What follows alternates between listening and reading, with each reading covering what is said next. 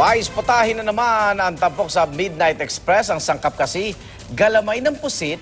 Yung iba, tinatapon na lang yan eh. Ako, kinakain ko yun. Oo. Tunog sosyal ito ha, pero Pinoy na Pinoy sa lasa at patutunayan yan ni Micael Daes. Dito sa Pilipinas, ang dami na nating naimbentong mga putahe dahil ayaw natin magsayang na pagkain. Kaya pagdating sa pusit, madalas yung katawan lang yung kinakain natin. Pero ano namang nangyayari sa mga galamay niya? Alamin natin.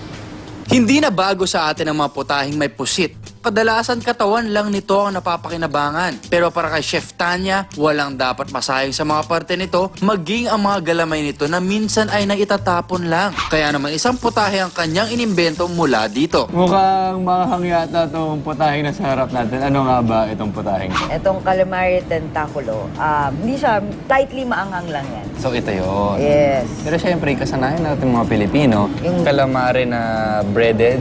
Pangalan ng dish mula sa calamari ng ibig sabihin ay pusit, tentakulo naman ay yung mga galamay nito at pikante na Spanish word for sauce. Parang gambas. Oo. Nakastikim na kayo ng shrimp gambas. Yung ginawa nila, tinanggal lang nila yung shrimp, dinagdagan ng pusit. Actually, meron niyang added flavor. Kaya makulay, siya, pula.